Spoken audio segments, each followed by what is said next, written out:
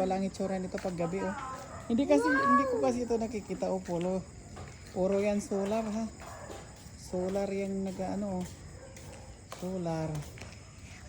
Yan oh, ang ganda pag gabi. Tagay na. Tagay na. Nada, doon ako sa kwarto. Tagay na din na. Tagay. Yan, ito ang itsura niya. Puro solar ang nagtatakbo. Tapos, tingnan natin yung doon kayo na nag-iihaw doon. Nag-iihaw. Talong. Talong lang naman. Talong. Oh, maganda pala. Yan, sa gabi oh. Yan solar, yan kaso lang, hindi pwede doon kasi may mga ibon. Kaya ganyan lang muna siya oh, may nag-iihaw dyan. Hindi mo makikita pero may nag-iihaw dyan. Yan, nag-iihaw sila.